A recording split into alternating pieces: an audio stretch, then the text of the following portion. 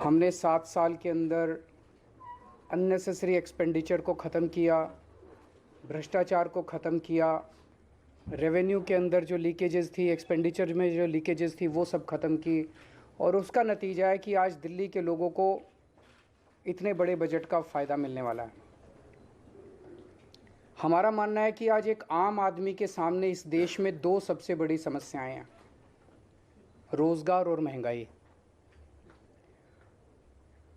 और इसको लेके अभी जैसे पंजाब में हमारी सरकार है, पंजाब में हमारी सरकार ने सरकार बनते ही 25,000 नई सरकारी नौकरियों का ऐलान किया, जिसका 1 महीने के बाद जिनकी भर्ती होने वाली है। 35,000 कच्चे कर्मचारियों को पक्का करने का ऐलान किया पंजाब में। आज दिल्ली में जो बजट पेश किया गया है, अगर उसको मैं मोटे मोटे तौर पे बहुत ब्रॉडली देखूं तो इन 2 समस्याओं का समाधान, रोज़गार और महंगाई, इन 2 समस्याओं का समाधान आज ये बजट दिल्ली के लोगों के लिए करता है। इतने बड़े स्केल के ऊपर, इतने क्रिएटिव और इनोवेटिव तरीके के साथ मुझे नहीं लगता, रोज़गार पैदा करने के लिए मुझे नहीं लगता आज तक कभी भी किसी भी सरकार ने प्रयास किया है जो आज इस बजट के ज़रिए किया गया है। पिछले 7 साल में दिल्ली सरकार ने लगभग 12 लाख रोज़गार दिल्ली के युवाओं के लिए तैयार किए। इनमें 1,78,000 रोज़गार सरकारी सेक्टर में थे और लगभग 10 लाख रोज़गार प्राइवेट सेक्टर में थे। 12 लाख रोज़गार पिछले 7 साल के अंदर दिल्ली में आम आदमी पार्टी की सरकार ने तैयार किए। आज जो बजट पेश किया गया है, ये बजट अगले 5 साल के अंदर 20 लाख नए रोज़गार तैयार करने का लक्ष्य रखता है। ये बात कहने के लिए भी हिम्मत चाहिए कि हम अगले 5 साल में 20 लाख रोज़गार देंगे। ये कोई चुनावी वादा नहीं है, आज कोई चुनावी सभा नहीं थी। आज विधानसभा के अंदर बजट रखा गया और बजट में 20 लाख रोज़गार तैयार करने का एक पूरा खाका देश के सामने रखा गया। ये बहुत ही बोल्ड बजट है, बहुत ही इनोवेटिव बजट है और इसके लिए मैं मनीष सिसोदिया जी को और उनकी पूरी टीम को बहुत बहुत बधाई देता हूँ। यही आज लोगों की सबसे ज़्यादा ज़रूरत है। कोरोना की वजह से बहुत सारे जॉब्स चले गए, हर घर के अंदर तकलीफ़ है, लोगों के पास नौकरियां नहीं हैं, लोगों के पास जॉब्स नहीं हैं।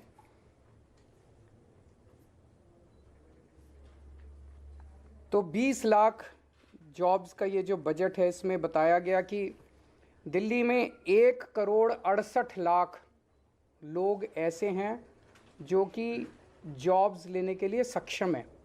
आबादी 1,68,00,000 नहीं है, आबादी तो 2 करोड़ के ऊपर है, लेकिन उसमें बच्चे हैं। ये 1,68,00,000 लोग टोटल हैं who are fit to take up jobs. उन 1,68,00,000 लोगों में से केवल 1/3 लोग ऐसे हैं जिनके पास आज जॉब्स हैं दिल्ली के अंदर, बाकियों के पास जॉब्स नहीं हैं। तो ये 33% की जो संख्या है, इसे हमें बढ़ा के 45% तक 5 साल में ले जाना है। इसे 12% हमें इंक्रीज़ करना है। 12% इंक्रीज़ करने का मतलब है कि आज 56 लाख लोगों के पास जॉब्स हैं, इसे 76 लाख तक ले जाना है। तो 20 लाख नए जॉब्स हम लोगों को क्रिएट करने हैं। और ये कोई एम्प्टी प्रॉमिस नहीं है, खोखला वादा नहीं है। आज जितने डिटेल में इस बजट के अंदर पूरी रूपरेखा समझाई गई, ये जॉब्स कहाँ से आएंगे, इतनी महीन exercise, micro exercise, detailed exercise, practical exercise मुझे नहीं लगता कभी इस तरह की हुई है। जो सेक्टर्स आइडेंटिफाई किए गए रिटेल सेक्टर में, इन सेक्टर्स के अंदर जॉब्स क्रिएट किए जाएंगे। Retail sector, food and beverage sector, logistics and supply chain, travel and tourism, entertainment, construction, real estate, green energy. तो ये 8 सेक्टर्स हैं, 8 क्षेत्र हैं जहाँ पे नए जॉब्स क्रिएट किए जाएंगे। और हर एक की बहुत डिटेल्ड प्लानिंग की गई है, हर एक की बहुत डिटेल्ड स्कीम्स बनाई गई हैं। दिल्ली की 5 मार्केट्स आइडेंटिफाई की गई हैं जो कि दिल्ली की फेमस मार्केट्स हैं, ट्रेडिशनल मार्केट्स हैं। इन मार्केट्स को पूरा रिवैम्प किया जाएगा, उनको रिनोवेट किया जाएगा और वहाँ पे उम्मीद है कि पूरे रिवैम्प और इनोवेशन के बाद उन मार्केट्स के अंदर बड़े स्तर के ऊपर बिजनेस बढ़ेगा। दिल्ली शॉपिंग फेस्टिवल लगाया जाएगा। दिल्ली शॉपिंग फेस्टिवल से उम्मीद है कि पूरे देश से और दुनिया भर से बहुत सारे टूरिस्ट्स दिल्ली आएंगे, जिससे दिल्ली की इकनॉमी बढ़ेगी। और हर साल दिल्ली शॉपिंग फेस्टिवल होगा, लंबा फेस्टिवल होगा, जिससे दिल्ली की इकनॉमी बढ़ेगी और दिल्ली में बड़े स्तर के ऊपर जॉब्स क्रिएट होंगे। होलसेल दिल्ली जो है हमेशा से देश का एक तरह से होलसेल मार्केट रहा है, पर किन्हीं कारणवश उसकी वो जो होलसेल का जो नेचर था, उसका जो कैरेक्टर था, वो ख़त्म हो गया। इसको वापस रिवाइव किया जाएगा, दिल्ली को वापस होलसेल मार्केट बनाया जाएगा और अलग से दिल्ली होलसेल शॉपिंग फेस्टिवल किया जाएगा। दिल्ली बाज़ार पोर्टल बना रहे हैं हम लोग। मैंने पिछली साल ऐलान किया था दिल्ली बाज़ार पोर्टल, जिसमें दिल्ली के सारी दुकानें, दिल्ली के सारे मार्केट्स एक पोर्टल पे लाए जाएंगे। तो दिल्ली के अंदर कुछ भी माल बिकता है, छोटी दुकान पे, बड़ी दुकान पे, कहीं भी कोई भी माल बिकता है, वो आपके पड़ोस में रहने वाला, किसी कॉलोनी में रहने वाला आदमी भी खरीद सकता है और 24 घंटे खरीद सकता है। ऐसा नहीं कि सूरज छिपने के बाद फिर दुकान बंद हो जाएगी, कभी भी खरीद सकता है, रात को 12 बजे 1 बजे भी खरीद।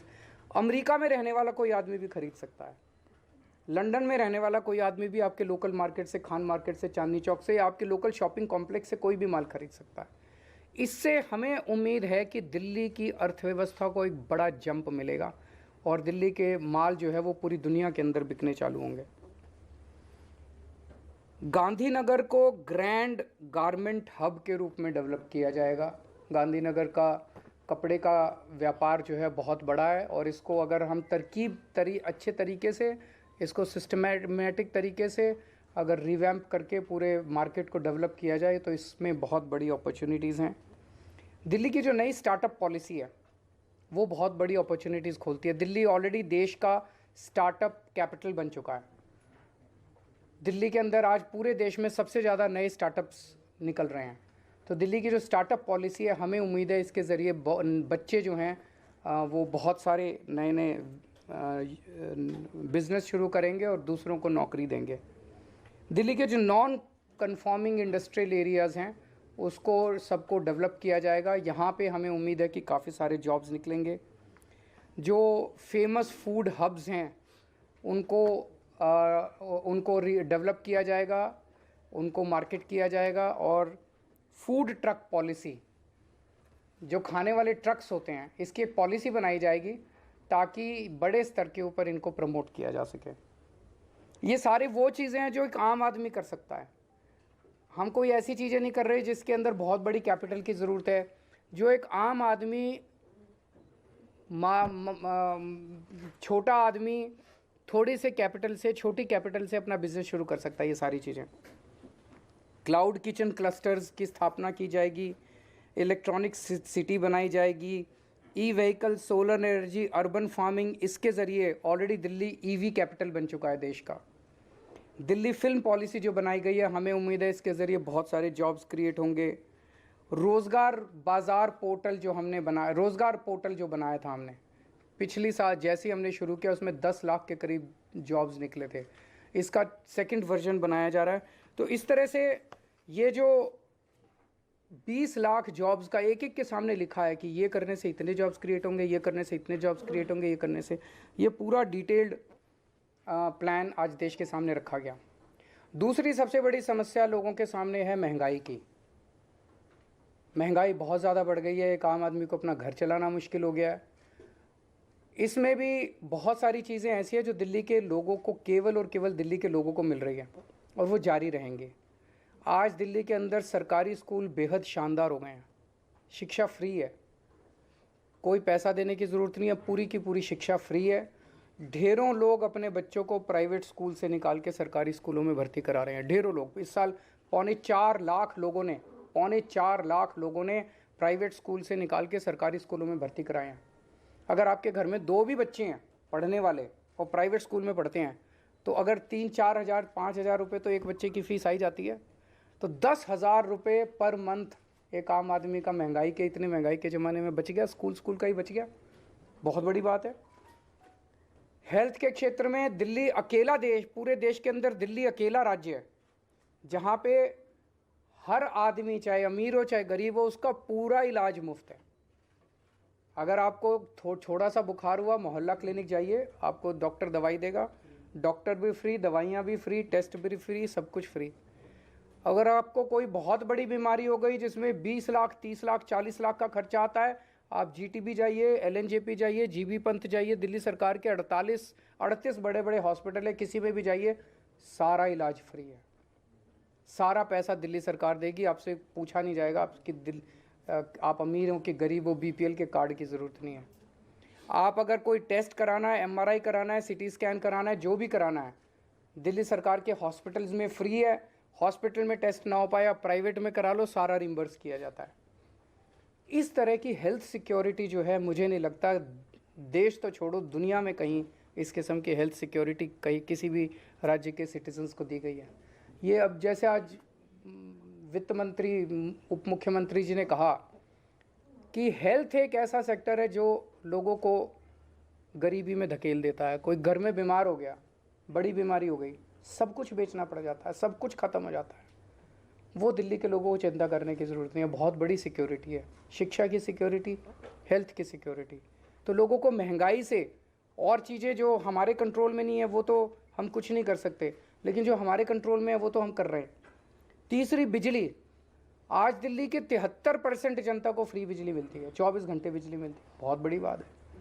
मैं कई राज्यों से होके आया हूँ, 5-5 हज़ार, 10-10 हज़ार, 15-15 हज़ार रुपये लोगों के बिजली के बिल आ रहे हैं हर महीने। यहाँ पे लोगों के बिजली के बिल 0 आते हैं।